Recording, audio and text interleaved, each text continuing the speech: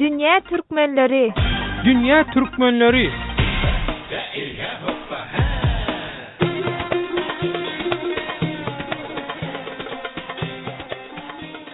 Getleyer Azatlyk Radiosu, hormatly radio dinleyijiler, mehtramanda olanlar, siz Azatlyk Radiosynyň Dünya Türkmenleri gepleşigini dinleýärsiňiz. Gepleşigimiziň bugünkü mehmanlary Türkiýedäki Türkmenistanyň zähmet migrantlardan Arzu, Öwüz, Rozbay daglar. Söhbetdeşler, mehmanlar Azatlyk Radiosynyň Dünya Türkmenleri gepleşigine hoş geldiňiz.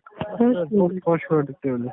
İlleşler, söhbetdeşler, bilşiňiz ýaly soňky günlerde Türkiýanyň köpçülik bilen habar beriş seriýetlerine tutup edilýän Türkmenistanyň migrantlar barasynda köp habarlar çykýardy. Şu habarlar bilen baglanyşykly, şu habarlaryň size edýän täsirleri barasynda näme üçin şeýle wakalar bolup geçýär? Şular barasynda şu gün siziň bir pikiriňizi alyp Dünya Türkmenlerine ýetirmek isledim. Ilki bilen söz nomatyny men Rozbaýa beresim gelýär. Sebäbi Rozbay şol aýyň 9-nda bolan jenaýat bilen baglanyşykly habary maňa edip habar veren Türkmenistanyň migrant. Hawa Rozbay, sen pikiriňe görä Türkmenistanyň migrantlaryň gatnaşmagyna bolýan jenaýatlaryň köpelmegi näme alamaty? Sen şoňa nähil baha berýän? Devlet bu jenaýat biz bir gen kaldyryp duran zadyň däl. Biz gen kalıcı mesele hökümde seredimiz ýok. Sebäp bu jenaýatlar Türkmenistanyň raýatlarynyň soňky döwürlerde esasen de soňky 1,5-2 ýylyk içinde has köpelmege başladı. Bularyň arkasynda nämeleri var, nämeler dur ya kimler bulara ýardam etdi?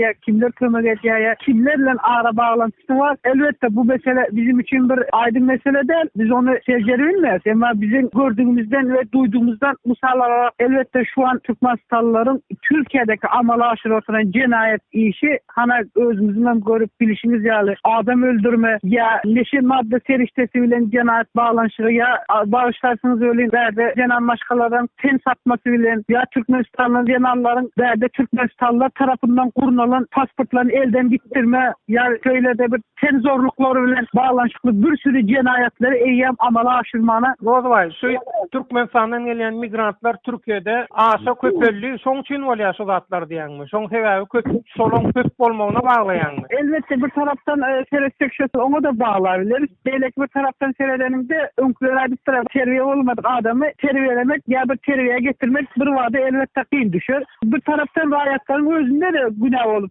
onlara da yükleyebiliriz. Bu terbiyelik günahsını beyleksin. Öleyen de Türkmenistanlı, öldüreyen de Türkmenistanlı. Yani başta belli geçsin. O zaman bilen bize terbiye kimden gitsek baştan gerek. Hem başkalardan hem baştan. Baştan diyenim de hükümet liderlerinden. Bağışlarsınız öyle kazıkta bağlı duran malı hayvanı birden ipinden boşadarsan komşu olanın ekim meydanlarını yani alt üst eder. İnsanlarımızda ve düşüler yalak oldu.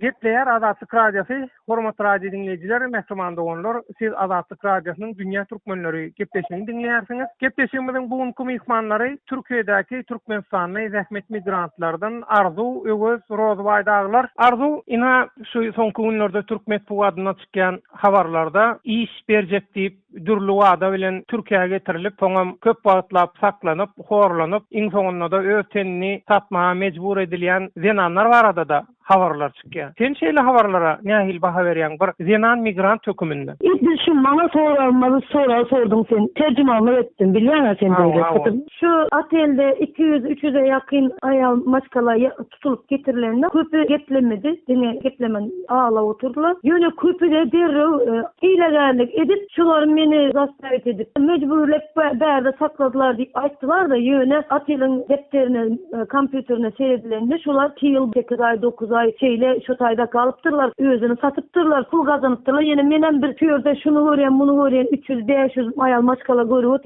hem işe gidýän tercümanlığa. Men öz pikrimle aýdaýyn şu tayda. Şular yalan gurlaya, yalan şu. Yalan. Hiç kim zastavete mecburleyin tutulýan ok. Şeýle bir yer yok da şu Türkiýede. Şu Türkiye'de birini mecburlayın tutanok. Ondan sonra öz tenini satma, ten sevdasına gelýär diýjek bolýan onda. Valla şu mesele sen Türkmenistan'dan 10 adamı samolyotdan mindirip alıp kaydebilýän mi yanında? Ýöliçe getirýärler. Mesela men gidip şu 10 sanı ayal maşkalarını yığnap bilen o men. O yığnap getirýänler näle getirýänler? Şulan Türkmenistan'da bağlançıkları vardı şuların. Şu Türkmenistan'da kaydı häzir taýýarlap koydum. 10 sanı ayal maşkalar var. Pasport kopyaları şolar faks bilen goýuberýär. Şu taýdan bir ýerde alınýar. Ine şey dip gelýär şolar. Onu Türkmenistan'daki adamlar bilen Türkiye'dekiler birlikte guramaçılıklı ýagdaýda şu iş amala aşyrýarlar diýenmiş. Eýle mardy? Türkiye'dekiler yok bu işin içinde. Bu işin içinde Türkmenistanlı var. Sebebi men şu işin tercümanlığını yaptım. Dil maşrygynda tercümeçiligini. Şulan dosyalarımda benim adım, familyam, öý adresim, telefon nomerlerim, Türkiye'deki nalogowy nomerlerim var men. Men 8 ýyl şular bilen meşgullandım. Şu men hünerim şu. Şu taýdan ýörükde getirilip berde özü satan ayal maşkalar polisiýada şoňaly bir zat bolanda maňa jaňat meni çağırýarlar. Şulan terjümesi men edýän. Soňşy men aýdy oten.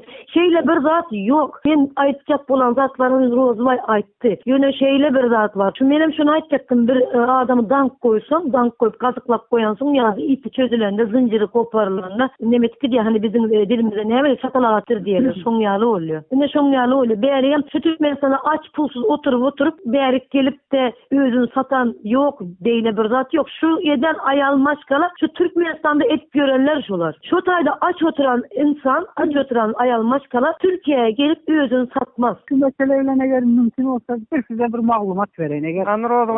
bağışlarsınız özünden vaktini aldık, arzu belirler geçti. Kimse kimsenin zorlamak yok deydi. Elbette doğru. Berde kimse kimsenin zorlamak yok. Yine şulara yalı bir maglumat vereyim. Bakın bunu o dinlen ve aşağı çızarak ben bunu söyleyen. 2011'de ben şu yere gelen vakarım ben İstanbul'dan şurada bir maglumat verdim. Şu ten satmak vardı. Esasen de edilen cinayetin Türkmenistanların alıp bariyarlığı vardı. Ben 2017 yılda bir maglumat verdim. Ve şunların özlerinin şunlar iş eden bölgeleri bizim öz dilimizde aydanda mikroyon. Ve şunların diyeceğin yerlerde duruyorlarını ve kimler tarafından getirilip çotayda maşinin içinde satılyanlıkları arada da bir sürü maglumat verdim. Ama kıynansak da bizim bu verdik maglumatımızı Türkmenistan taraf hiçbir göz önünde tutmadılar. Demek Türkmen halkının ayak altına alıp basıp geçmek demek oldu. Bunu da kim etti? Elbette bunu eden bizim rahatımız ve bunları görüp göz yumup görmezden ve duymazdan gelen Türkmen hükümeti de bir taraftan günahkar. Bunlar da cevapkar. Öyle Türkmenistan tarafından şöyle işler ettiriyen ve edilen şöyle kuramalar, yaşlılar toparların varlığını Türkmen hükümeti bilmeye de cevapkar adamlar o törlerinde bunu bilen yok ama berdeki yöneke migrant rahat bunu biliyor. Bu neyle oldu? Yo, sen biliyor musun var Rozbay şu Türkmenistan'dakiler var ya migrantsı yine başka kim var bolsa. Şular şu mesela men ne çekecek Türkmenistan'a gidip gelen bolsam hiç kim bana sen şu tayda ne mi edip otursun Türkiye'de deyip soramadı. Hiç var. Yöne onlar bilýärler kimin ne mi edip yörenler. Ne ilmin aydı oturun. Tercümanlık etmeli kimin ne medyanı bilýär dedim. Ama bilyani ne için soran yok. Ne için iyiden yok. Ne çıkan yok.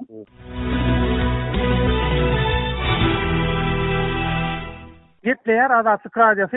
Hormatly radio dinleyijiler, mehriban doganlar, siz Azatlyk Radiosynyň Dünya Türkmenler Gepleşigini dinleýärsiňiz. Türkiýedäki Türkmenistanly migrantlaryň jenaýatlary, kanun hereketleri ile baglanşykly. Türkiýedäki Türkmenistanly migrantlar bilen edýän söhbetleşigimiz dowam edýär. Söz nowatyny öwede berýär. Öwede sen Rozbaýam dinledin, Arzuwam dinledin. Şu Türkmenistanyň edýän jenaýatlary, şolaň tutsak edilmegi, Türkiýede metbuatda görkezilmegi, şu zatlar özüň ýaly Türkiýede işläp beren Türkmenistanly migrantlara nähili täsir edýär? İş şertlerine täsiri getirer diýip düşünýär. Bular hani bundan 1 kiloň kadar beýtanlar şunun ýalyp erwedekler. Onun üçin beýtanlar gerek geldi ýalar. Bu gurulmaryň köpläýre ýa-ni şu iş şertleri de ýa-ni getiripdiler. Türkmenler böyle, Türkmenler öýleken diýip. Türkmenleriň agaýynam gaçylar hani täze işe girmek isleýänleriň hem öňünde güwet bolarmy hadi düşünýär. Indi bu işe täsir edýän ruhy ýagdaýda nähili Türkmeniň Türkmen hökümine öz Türkmenistanly migrantlarynyň bir-birini öldürüp ýa-da dürli jenaýatlara gatnaşyp berenligini eşitmek